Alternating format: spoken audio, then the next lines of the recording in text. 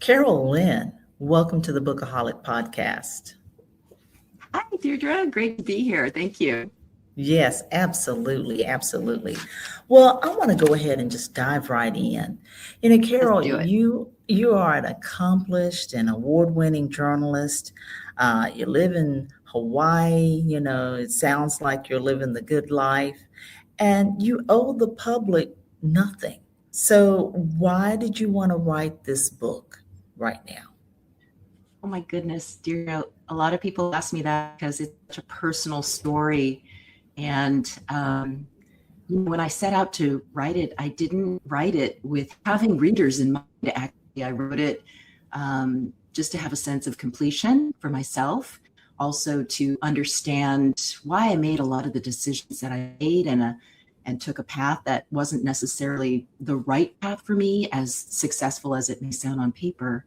And Mm. so we're just off camera talking about our kids. And my daughter, Chloe, is at that age where I was facing a lot of these life-changing decisions about who to love, what I loved, what was I going to do with my life, what was my purpose.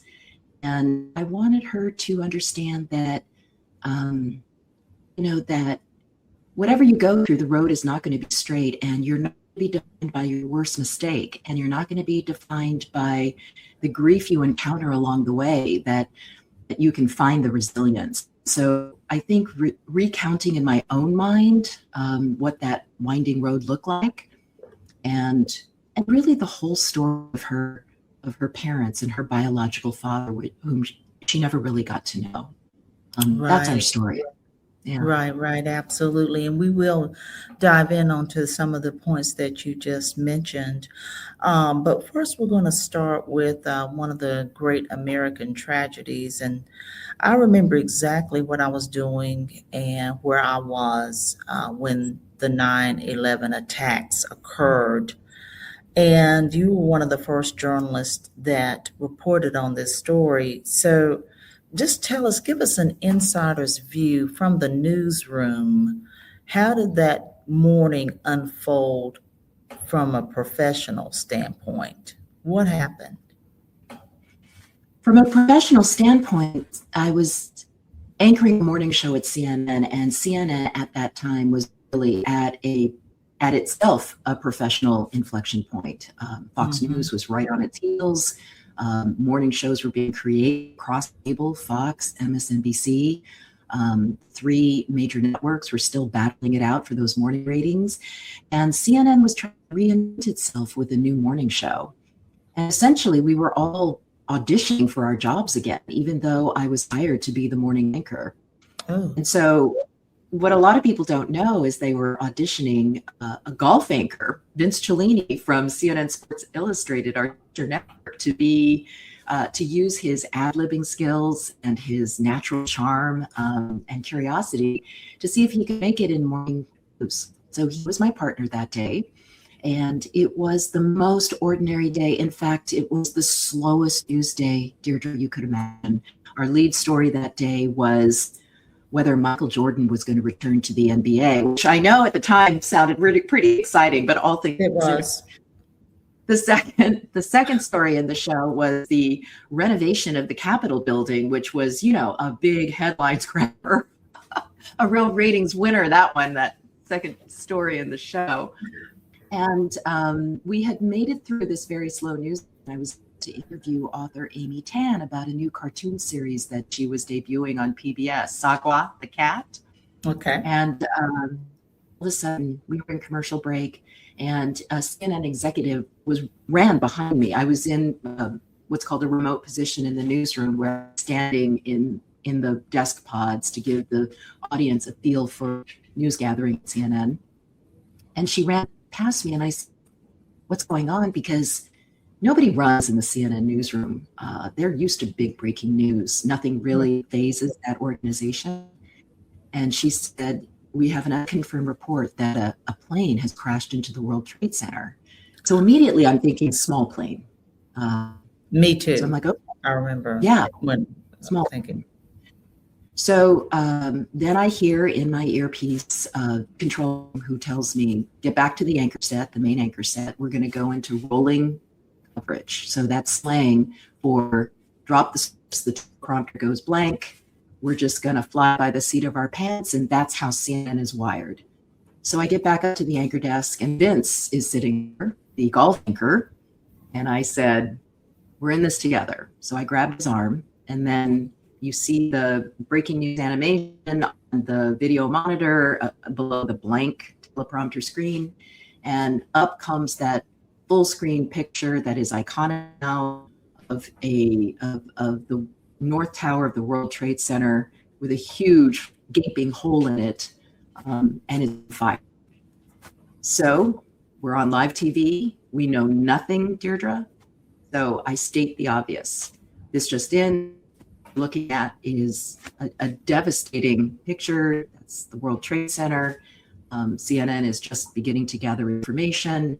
And, you know, the nomenclature for that is tap dancing, because that's literally what you're doing until this incredible news organization behind me can begin to feed us information in our earpiece, and also boots on the ground news gathering, eyewitness on the phone.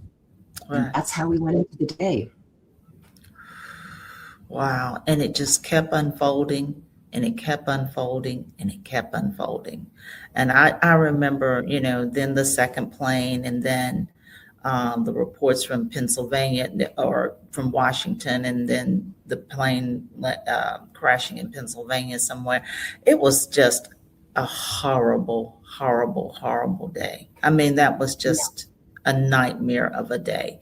And you were frightened for weeks. It was just unimaginable, totally unimaginable. And you saw only what we were putting on the air. So some of the things in the chapter in When News Breaks are what's happening that you're not hearing. So we were hearing unconfirmed reports of Rudy Giuliani at the time sending 10,000 body bags down to South Manhattan. That was the anticipated death toll. We were hearing reports of a car bomb outside of the State Department.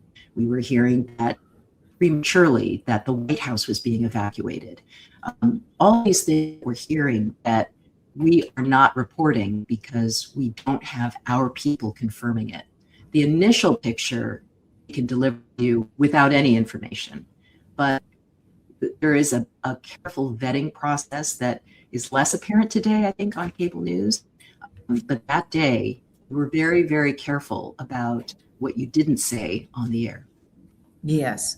Well, thank goodness, because we as viewers, as Americans, it was already harrowing enough of what we actually did see. We didn't need to hear that 10,000 body bags had been sent. You know, we didn't need to hear that. So, wow, thank goodness for that responsibility. So once you all reported on that, in your book, you mentioned that, and you give us clarification. I don't know if it was your next assignment or if it was just your next big assignment. Then you're out there, on the border of Afghanistan, in another terrifying, to me, terrifying situation. So you say that, let's see here, I think I have it here. You say, but in those weeks immediately after 911, careers were made or broken. Stay nimble and alert, go live, break news, but for God's sake, stay alive.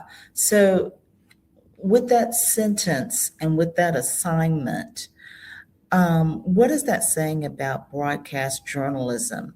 You know, were you chosen to go on that assignment because of your handling of 911, or is it because in broadcast journalism you have to keep proving yourself? Both. The decision to send me to the border of Afghanistan, I flew into Pakistan and we drove to the border.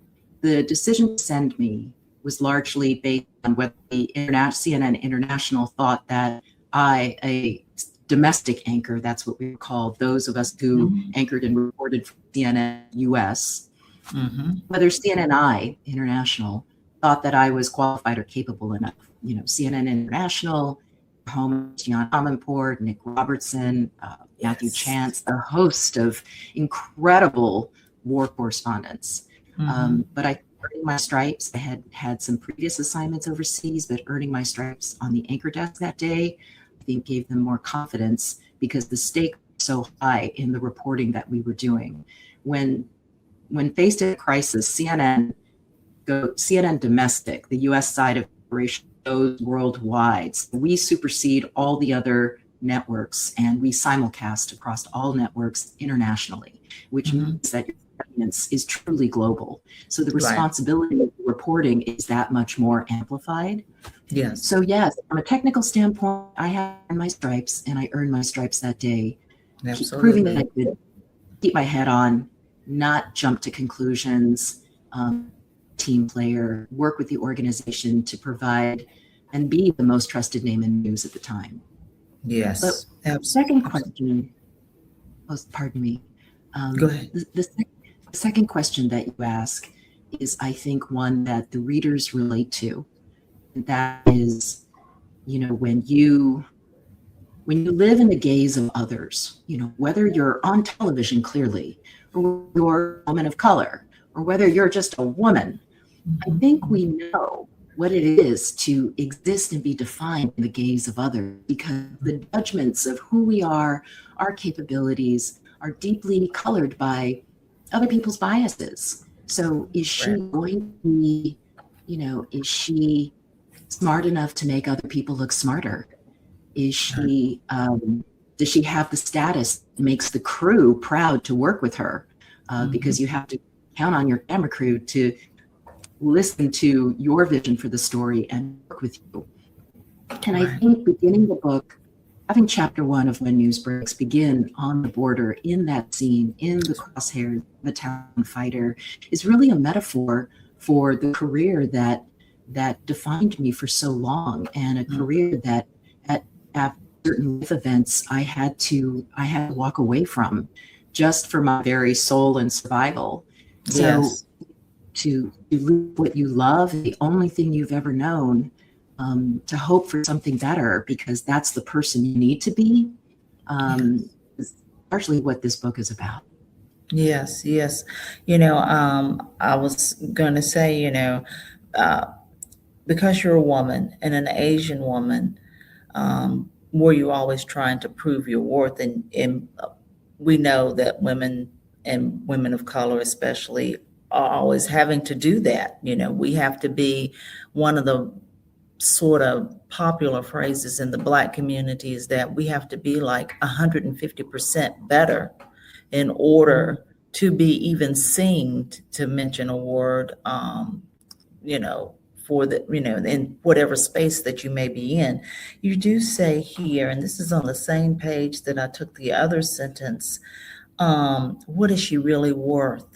Of course, the bones of solid journalism mattered equally across genders, but as a female journalist, I always sensed there was something skin deep that I had to bring.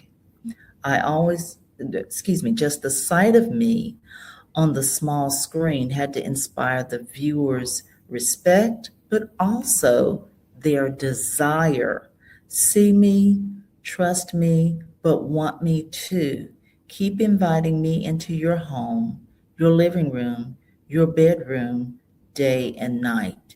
Give us a little bit more context to that whole thing. I wanted to believe that when my hard work paid off and I brought you an exclusive story, that it was my brains that you were focused on and not my body. I wanted to believe that the emails or the messages or the phone calls that would come into the newsroom about my reporting had to do with my reporting. Deirdre, I think for as many kind viewers who would write in support of my reporting, there were almost as many, if not more, who were asking about my lip color, or commenting about my hair, or wondering where I got that top. And this was before social media. Right. Now it's pretty common for on-air talent, especially in local news, to also try to be influencers. Yeah, I'm of a generation where journalism to the bone, right? absolutely. And so, my male colleagues were not being asked if they got that tie or who cut their hair or what products they use. That's right. And the Of course subliminal not. messaging is, right? The subliminal messaging is, or the overt messaging is you as a female journalist have to bring something more to the table. You have Yes. to bring something more. That Yes. while I'm telling you about what it was like to be in the gun sights of a Taliban fighter, whether Osama bin Laden was using that border crossing to cross freely between the East and the West, someone out there, many people out there, were wondering what my lip color was. I know. I know. I know. I know. Or Carol, that yellow top did not look good on you. Heard that. Heard that. Been there, done that. Mm-hmm. Yep. Absolutely, absolutely. There again, in another way, that's the 150%. Yep. You have to rise above all of that detail that people are going to be asking you and show that I am a journalist, I'm serious, and this is the news. Right. Right. Well, now we're going to just transition a little bit to personal, and I want you to tell the audience about Will, your future husband. Tell us about Will, how you met, and how you all became a couple, and then some of the other details. I think what surprised readers, Deirdre, is that this is not the story specifically of a gonzo war correspondent. There are Right. plenty of super qualified women who can tell that story today. Yes. I think the surprise is that this is really about a complicated love story with an older newsman, someone who held me in his gaze and largely shaped my career very early from the moment we first met. Except when we first met, we literally almost ran into each other. It was covering the presidential caucus in Iowa, and it was a classic meet cute. Did not like this guy on site. I was the on-site supervisor for a satellite news company nobody had ever heard of. I was 26, 27 years old. He was 37. And man, Deirdre, I just thought he was a big ass. Loud, late, disruptive.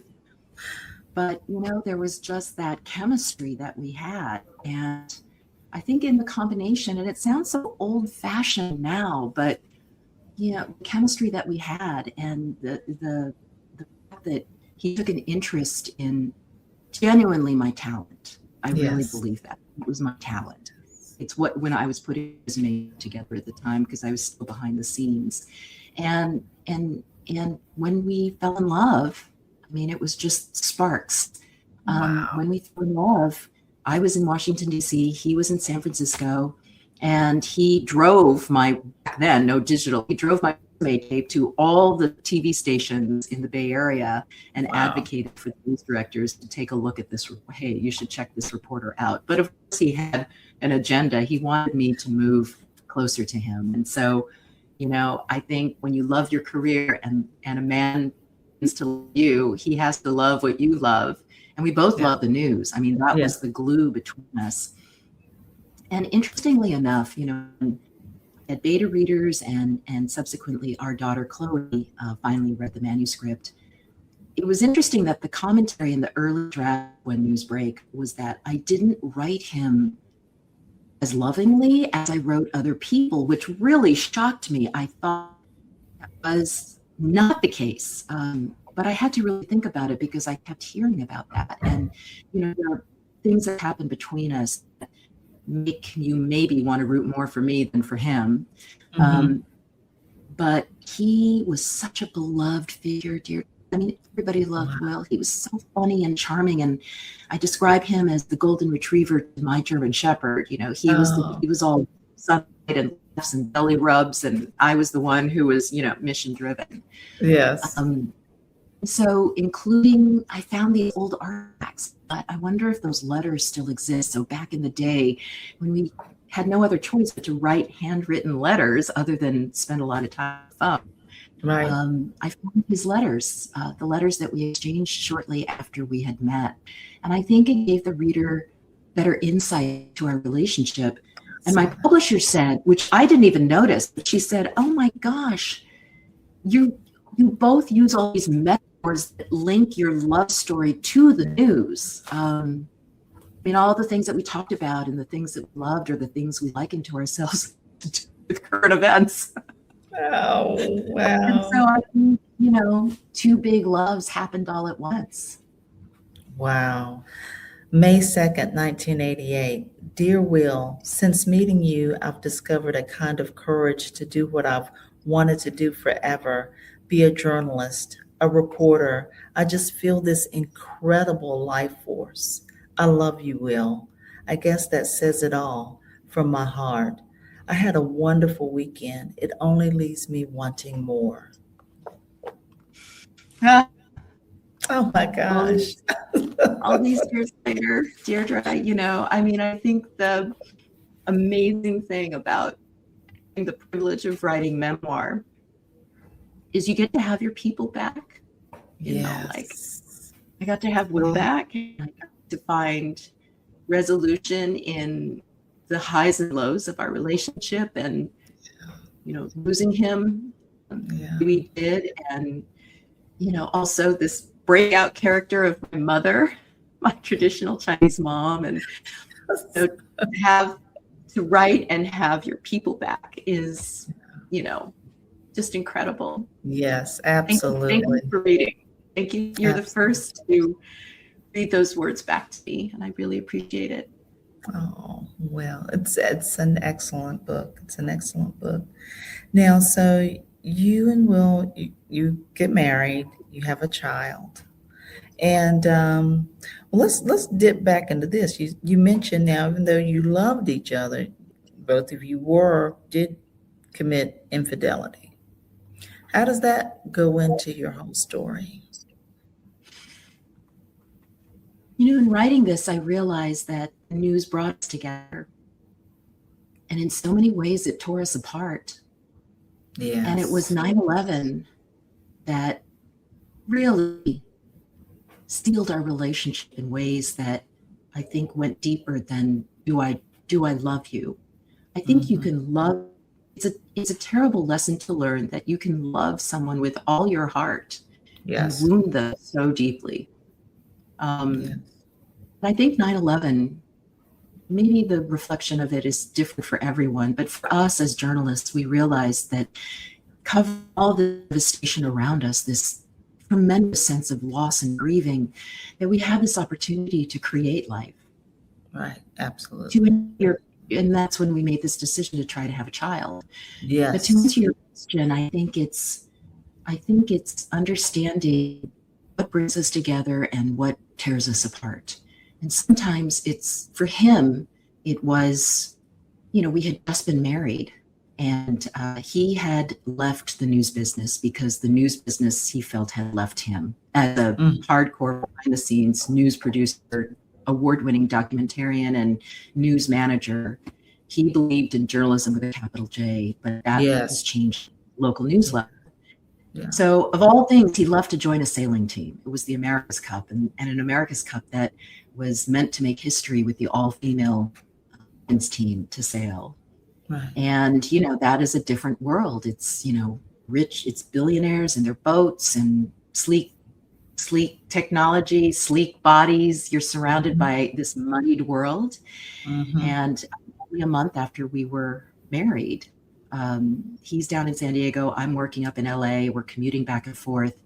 A late night party in San Diego, a lot of alcohol, and a young woman who wants a ride home. And they end up having sex.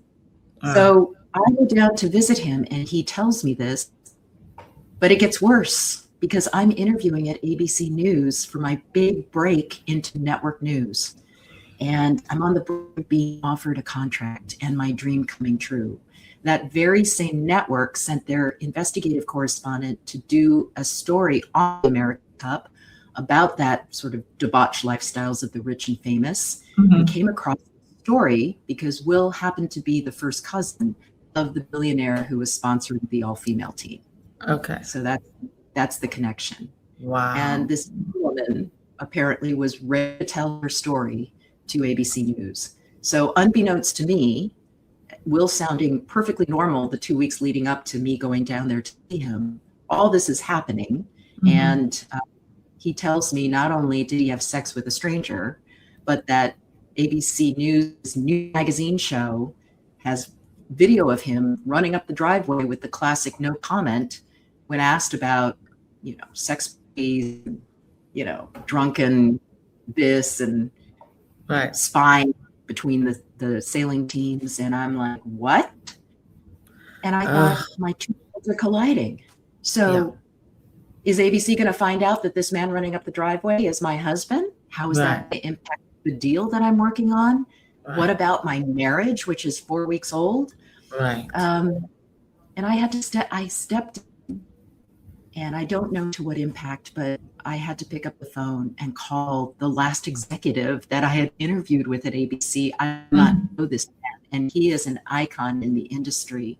Right. And I said, look, I just want a heads up. You give me a heads up. Right. And he makes no promises because I don't work for them. Right. For whatever reasons, the story didn't end up airing, but it fundamentally changed me as a woman. Right. So as much as Will becomes interwoven into my family, which is part of the story of When News Breaks, this idea of family, I was going to be defined no longer in the days of a man, but in the black and white of contract. So this contract, this future contract with ABC News was going to tell me who I am. I'm going to be a national correspondent. My value is set in dollars and cents for this period of time. And I leaned into my career because the career, I thought, was the one thing that I could count on that was truly mine. Right. And, therein lies the journey. Wow. So now, after explaining that, let's go on to say, so when did you become pregnant with your daughter? That was of course after that, because that was 4 weeks into your marriage. So did Chloe come along within recent years of your marriage, or was it further along? Further along. It was, let's see, probably 3 years later, we decided, it was 9/11, and we decided, let's see if we can do this. Let's see if we can create something that's greater than you or me or the grief that surrounds us in 9/11. And it took us a year to get pregnant. When I got pregnant, even though I made this conscious decision to get pregnant, Deirdre, I knew nothing about babies or pregnancy or this world of women that I was in. I knew nothing. Neither did I. Oh my gosh. I think the sisterhood can all agree this was a shock.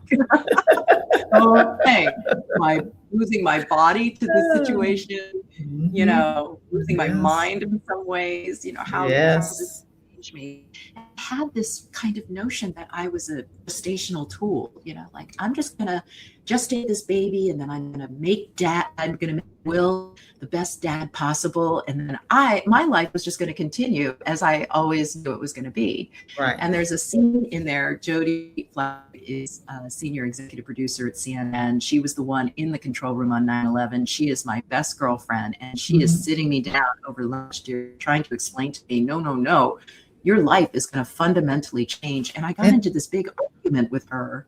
Like, what are you talking about? You're going to have a baby. And she kept repeating that. And I'm like, right. Yeah, breaking news, and I really was so convinced. I was angry that people thought that my life was going to change. Yeah. And I thought, I have more control over the situation than you could possibly imagine. And 6 months pregnant. And it was really hard to write the scenes that followed. What happened. Absolutely. But I will say to you, you and I are both of the school where they told us we could do anything, and we were driven, and that's just where coming from, and that's more than likely why you felt that way and got mad that people thought that your life is going to change. But so Right. you're 6 months pregnant. Is this in around the time Will is diagnosed with cancer? Yeah. Or, Yeah. okay. So tell Yeah. us about the diagnosis. So we're 6 months pregnant, and I'm getting ready, Deirdre. Like, I'm buying into this idea that this baby is becoming real to me. I now know it's a girl. And I'm starting to feel things that I had never felt before, this attachment to this little being that I don't know, and the possibility of what my life could be like. And to write that chapter was a reminder, I think, to myself, but I hope to the reader, of what that moment right before, right? So on 9/11, that would have been 8:45 Mm-hmm. a.m., Mm-hmm. right before. Mm-hmm. Um, and I described that morning and how routine it was, just like the morning of 9/11. For me, the skies were blue. Yes. And when my publisher was going through final edits, we were talking about time, the passage of time. And it reminded me, which I ended up writing into the theme of, as journalists, when you're sitting in the edit bay and you're editing video, how you can toggle a scene back and forth. You Mm-hmm. can literally see the 30th of a second right before the plane hits, Right. right Right. before, split Right. second, right before people Yes. die. Yes. And that manipulation of time, that physical manipulation of time in video, was something that played in my mind later, because you just remember that moment right before everything changed. Mm-hmm. And I think we hear a cancer diagnosis or chronic illness diagnosis or something so final in our life, irreversible.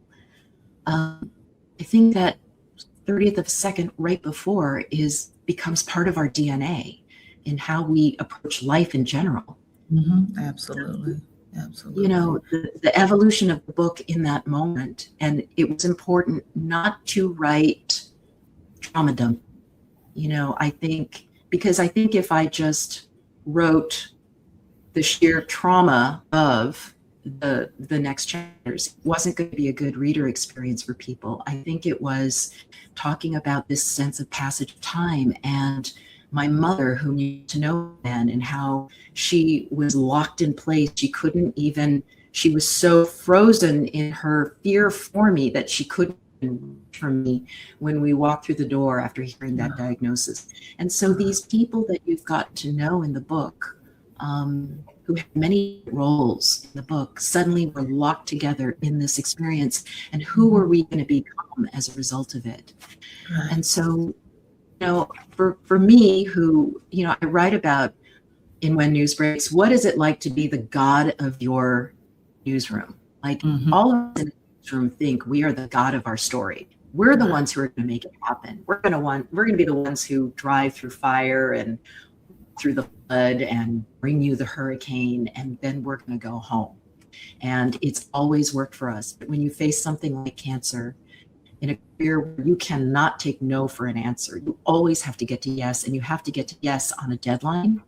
And then you face something like cancer, and it is humility, Right. a sea of humility, Right. because you're going to hear no, and do, and then to finally realize that it's not the end per se, but it's the beginning of something else. And my whole life experience, Deirdre, and I'm just betting everything that this has happened for you too, that you see these moments where all your lived experience, it's like the ultimate test of how you're going to meet this moment. Absolutely. Yeah. Absolutely. Absolutely. Well, I read to where, let me just say this. Motherhood's supposed to be this bright, sunshiny place, in American society. And we often hear, though, these horrible stories about postpartum depression, for an example. So fast forward past the 6 months diagnosis, in your case, You have an 8-week-old baby, I read, and you're having to help Will through a major medical decision. You've got to breastfeed, but you're going to, I think, UCLA. Tell us about that time. This is where you, as an avid reader, understand the power of making sure that there's a through line, right? Mm-hmm. And we began the book in the crosshairs of a Taliban fighter, and we talk about the gaze. It's like I live in this gaze of others, and I'm on maternity leave, so I'm not on the air. Right. But I realized that being a caregiver was all about fighting for resources. You need to, you live in the gaze of those nurses and those doctors who are making daily decisions to whether your loved one is going to sit in pain just a few minutes longer because they're busy, or whether those doctors are going to give you that treatment option that might not have been available. Right. You want them all thinking just a little bit more.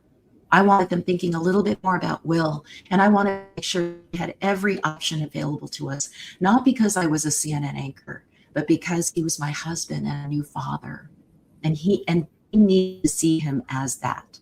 Right. And so, fault me for this, but I would bring my baby to the hospital every day, suit up like special forces, the diaper bag, the car seat, the breast pump, stopping at the nurse's station, holding her up like a baby billboard. Look, Daddy's in room 211. Right. And just making sure that Will was top of mind, and whatever I could do to create the memory in their mind of not the CNN anchor, not a privileged person, but a mother who's fighting for her father. Exactly. Well, now, at what age was Chloe when Will passed away? 10 weeks old. 10 weeks old. So that 8 weeks, just 2 weeks later, he passed away. Wow. Yeah. And you did mention, how have you been able to kind of shape his memory of him for Chloe?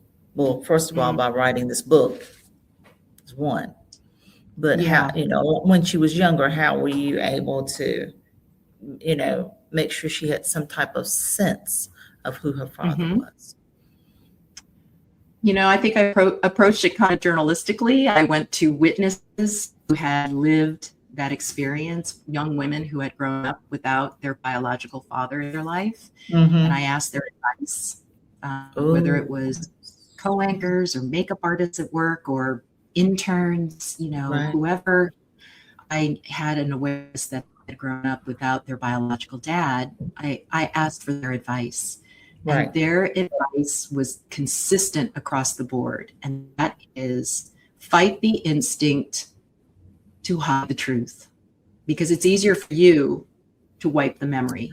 That's right. Picture, don't mention his name. Allow other people to believe that they shouldn't bring him up.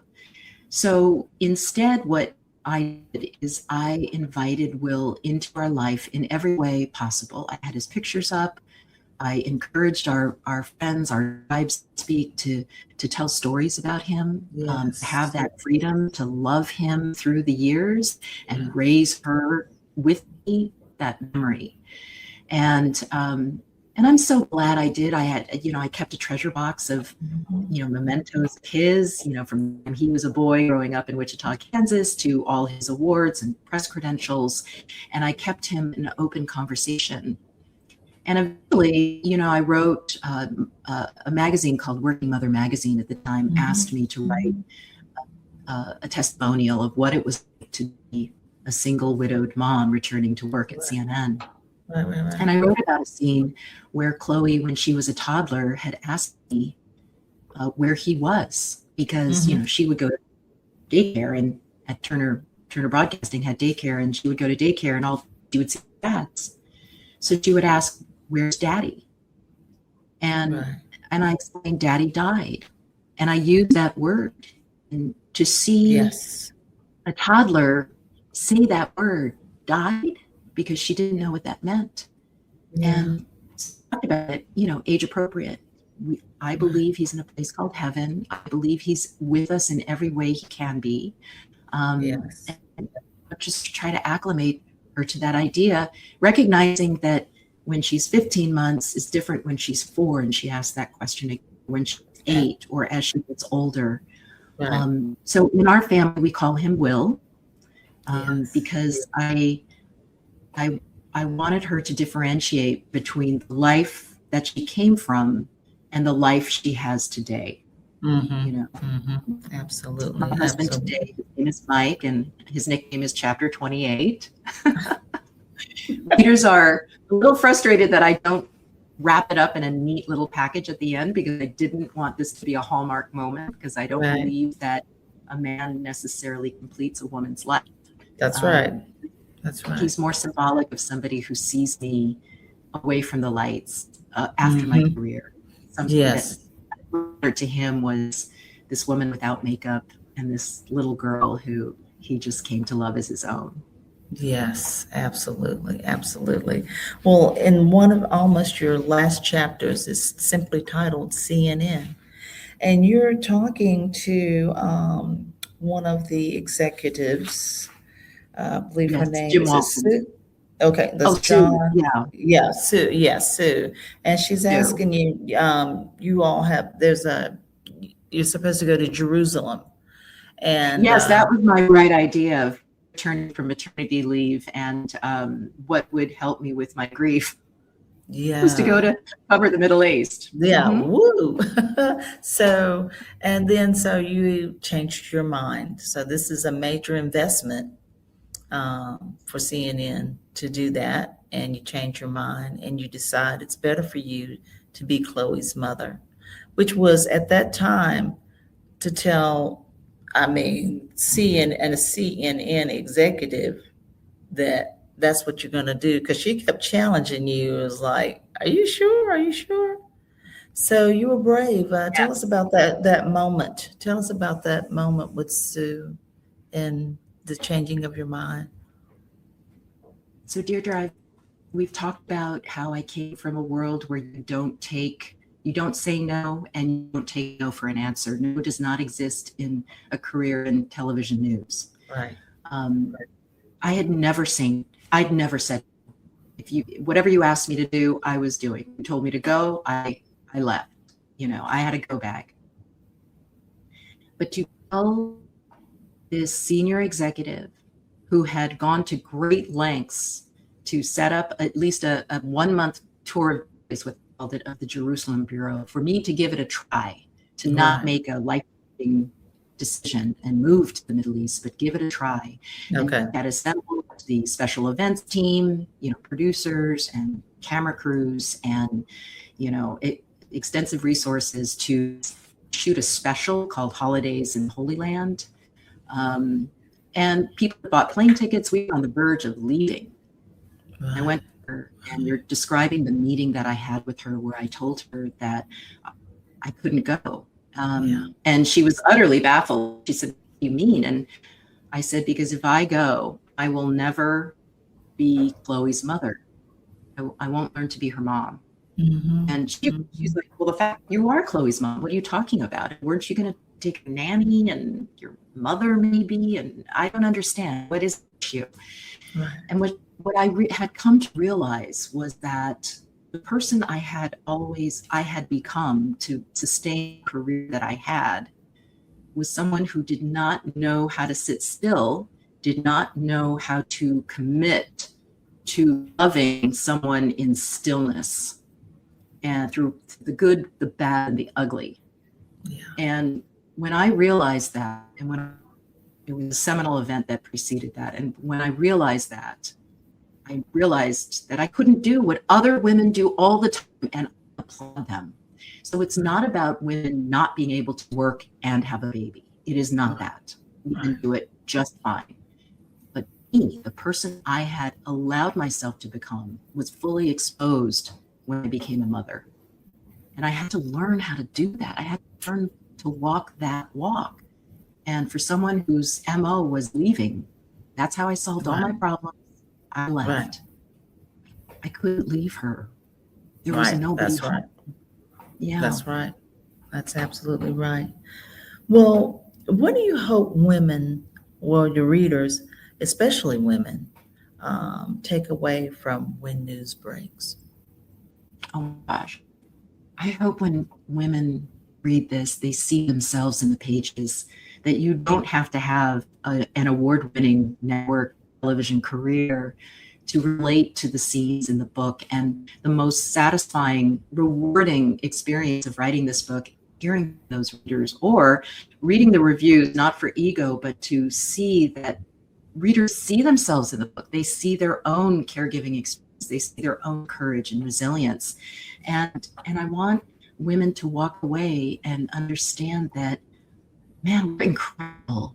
We're just these life creating, resilient, gorgeous creatures who are more than their mistakes or regrets or decisions, that we're the whole package.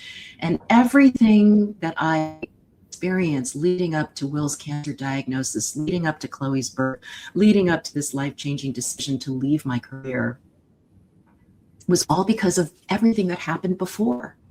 Right. That's where the strength comes from. So I don't think you have to find the strength. I think you just have to give yourself grace and allow your lived experience to serve you in the moments when you need it the most. Absolutely. Absolutely. Great advice. Carol Lin, I am honored that you have come on my podcast.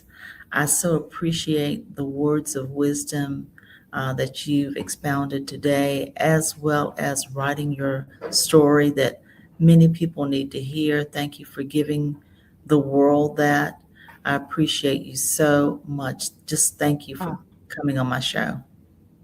Deirdre, look at what you do for authors. I mean, you are such a gift in the book world. You're such a generous interviewer, great listener. Read the book, and my goodness, you're generous is the word that just keeps coming back when I think of you. So thank you for what you do for authors. It just means so much to us, really does. And thank you to your readers.